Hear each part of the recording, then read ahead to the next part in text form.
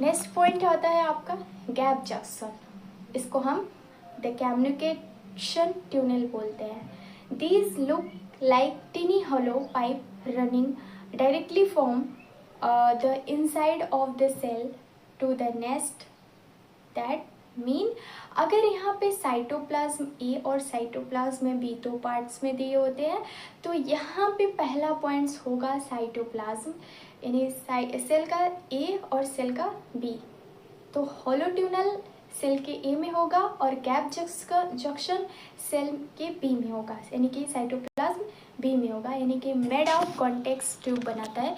जैसे कि अगर हम बात करें इसकी, तो यहाँ पे आपको देखने को मिलेगा membrane protein called connexin form tiny fluid filled tunnel called connexon that tunnel directly through the membrane of neighbouring cell. मतलब यहाँ पे जो प्रोटीन बन रहा है वो अपने कंप्लीटली ट्यूनल डायरेक्टली यानी कि अपने नेबर सेल पे जुड़ा होता है। इसके काम क्या होते हैं? इसके काम होते हैं they allow rapid transport of small ion nutrients and electrical chemical signalling directly between two cytoplasm of adjacent cell. देखो गैप जंक्शन का क्या कार्य होता है? गैप जंक्शन क्या करता है कि वो ट्रांसपोर्ट छोटे छोटे आयन को ट्रांसपोर्ट करता है, न्यूट्रिएंट्स को, इलेक्ट्रिकल केमिकल सिग्नल को देता है, डायरेक्टली वो साइटोप्लाज्म और इंजर्ड सेल को एक दूसरे से जोड़ने का कार्य करता है, ठीक है, सिग्नल पहुंचाता है एक दूसरे को।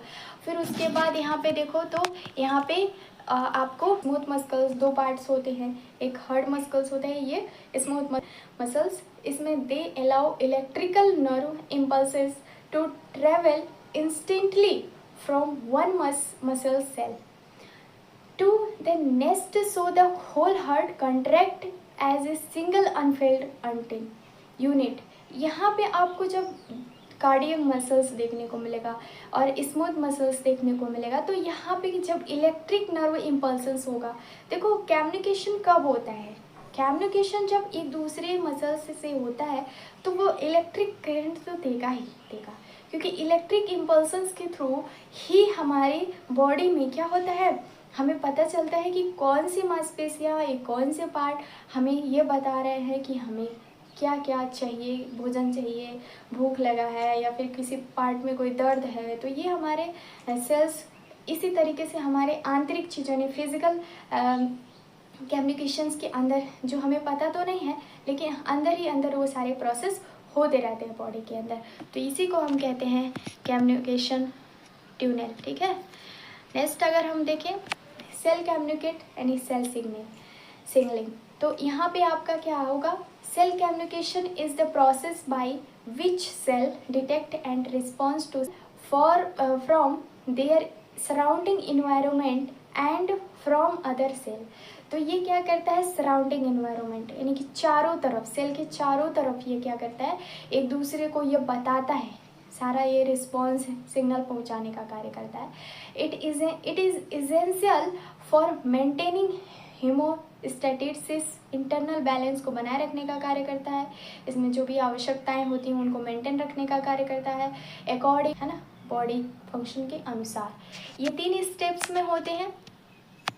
जब राइटिंग अगर हम एग्ज़ाम में लिख रहे होते हैं तो उसमें आप क्या बोलोगे? जैसे कि देखो जब आप कोई मैसेज दे रहे हो, रिप्रेजेंट कर रहे हो, तो उसमें सबसे पहले आप ये लिखोगे कि लिगैंड ड्रग्स। देखो पहला आप बोलोगे रिसेप्शन। रिसेप्शन क्या होता है?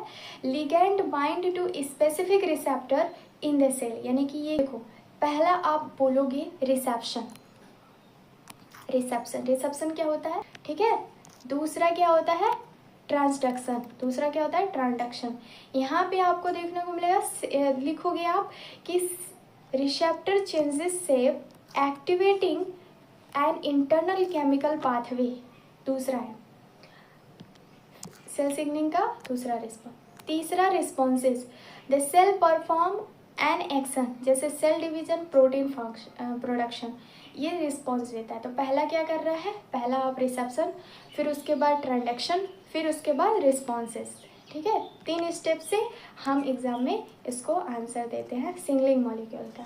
ये कम्युनिकेशन कर रहा है ना, इसलिए। नेक्स्ट हमारा है, नेक्स्ट है main type of signalling based on distance. So यहाँ पे इंडोक्राइन सिंगलिंग यानी हार्मोन्स की बात कर रहा है।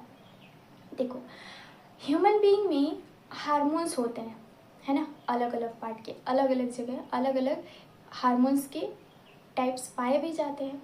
जैसे एंडोक्राइन सिग्नलिंग की बात करें तो यहाँ एंडोक्राइन जैसे ही माइंड में आएगा तो हार्मोन्स आना चाहिए। यहाँ पे hormones are release into the blood stream to travel long distance to each distant target cell, यानी कि जाने का कार्य करता है। क्या हार्मोन्स जब वहाँ पे रिलीज होता है तो हार्मोन्स को कंट्रैक्ट करने का कार्य करता है। तो देखो, insulin release by the pancreas acting on liver cell, यानी कि जो इंसुलिन होता है वो रिलीज कहाँ होता है, पैनक्रियाज में होता है। अब यहाँ पे पैराक्राइन सिग्नलिंग की बात करें तो signals act on near by neighbouring, ये अपने नेवरिंग के नियर बाय को एक्ट करता है। जैसे सेल है तो उसको नेवरिंग को बताएगा, सिग्नल भेजेगा। और within this local tissues area, अपनी लोकल टिश्यूज एरिया में, जैसे कि न्यूरोट्रांसमीटर हो गया, cross of synaptic gap to stimulate in nearby nerve cell, यानी नर्व को ये अपना सिग्नल भेजेगा। फिर तीसरा है आउटोक्राइन सिग्नलिंग।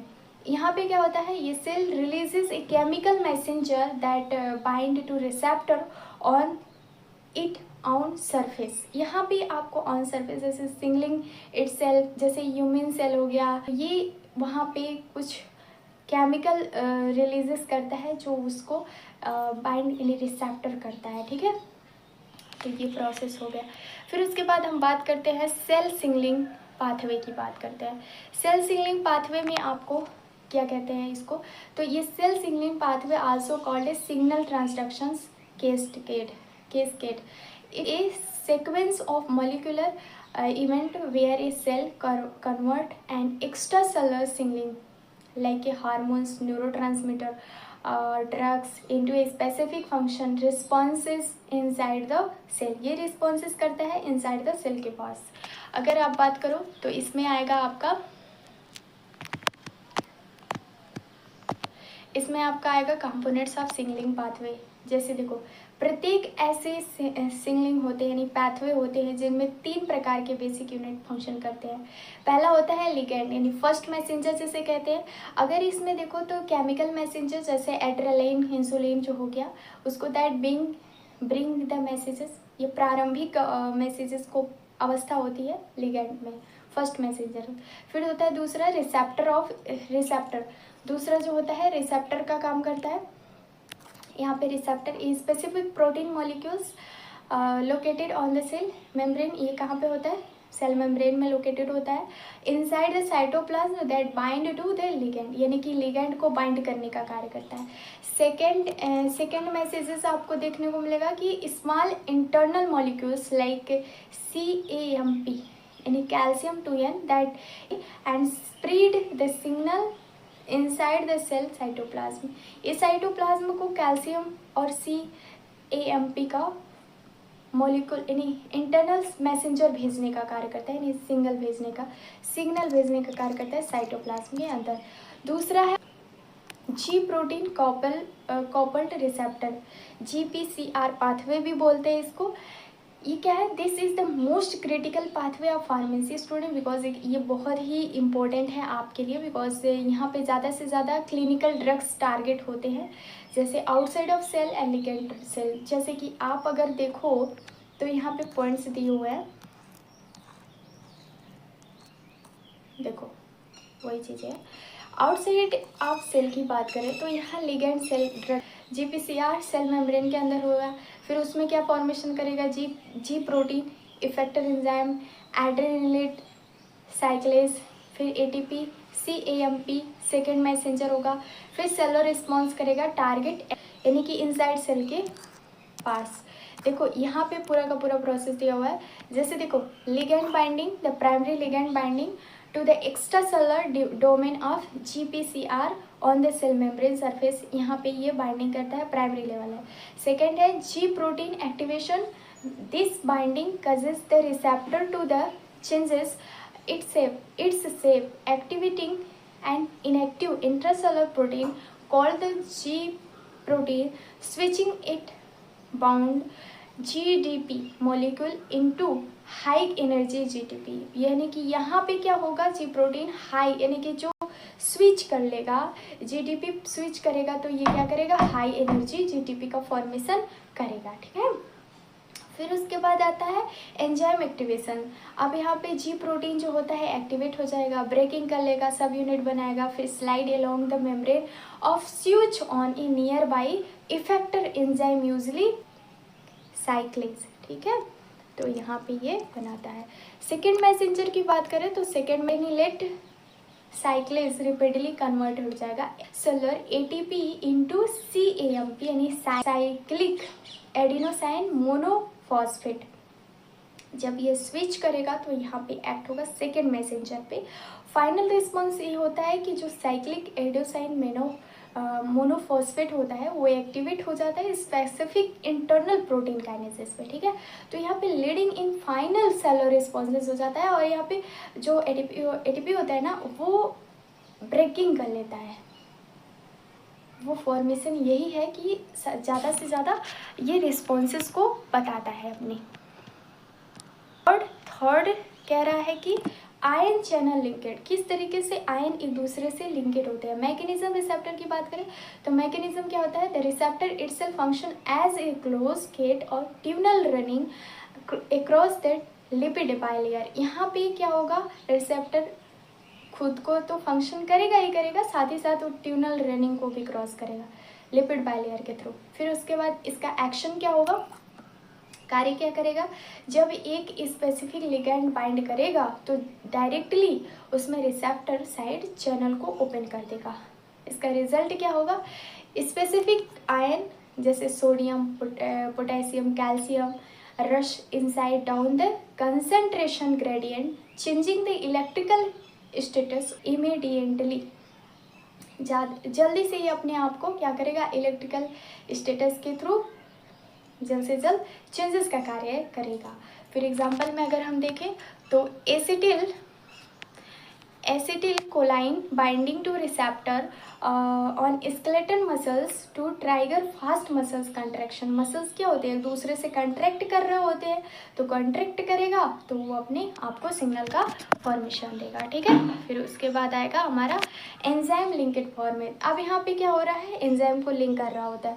मैकेनिज्म क्या है, these receptor are transmembrane protein where the outer portion binding to ligand and the inner portion behaves directly like active enzymes। यहाँ पे डायरेक्टली क्या करता है, रिसेप्टर्स के फॉर्म में ट्रांसमेम्ब्रेन प्रोटीन बनाएगा, आउटर साइड में लिगैंड और इनर साइड में पोर्शन डायरेक्टली एक्टिव करेगा एंजाइम को। फिर एक्शन क्या होगा, बाइंडिंग ऑफ ए लिगैंड। यहाँ पे like growth factor causes two receptor separated होगा रिसेप्टर में, जिसमें यूनिट वाइज एक दूसरे से जुड़ा होगा। फिर उसके बाद इसका जो रिजल्ट होगा, internal tail activates itself by adding phosphate group. यहाँ पे फॉस्फेट ग्रुप बन के रेडी हो जाएगा और यह जब बन के रेडी हो जाएगा तो यहाँ पे autophosphorylation triggering and cascade of interior structure protein changes. यहाँ पे ये रिजल्ट होता है एंजाइम लिंकेज में कि जब मैकेनिज्म, एक्शन और रिजल्ट में सारा का सारा प्रोसेस ऐड हो जाता है और फॉस्फेट ग्रुप बन जाता है तो वहाँ पे स्ट्रक्चर प्रोटीन चेंजेस कर लेता है। जैसे इंसुलिन हो गया, insulin receptor pathway which control glucose entry into cell. Insulin क्या होता है, इंसुलिन जो है आपके एक एंजाइम है जो रिसेप्टिंग करता है, नहीं कंट्रोल ग्लूकोज में जाके एंटर कर लेता है, नहीं वहाँ पे अपना रिसेप्टर कंट्रोल कर लेता है, नहीं ग्लूकोज को कंट्रोल करने का कार्य करता है। तो ये वाला पार्ट है। यानी अब हम इस पूरी क्लास को यहीं पे विराम देते हैं। यानी thank you for watching this video and I hope कि आपको बहुत अच्छे से समझ में आया होगा। एंड नेक्स्ट वीडियो में हम नेक्स्ट चैप्टर के बारे में स्टडी करेंगे। And thank you for watching this videos. Thank you very much.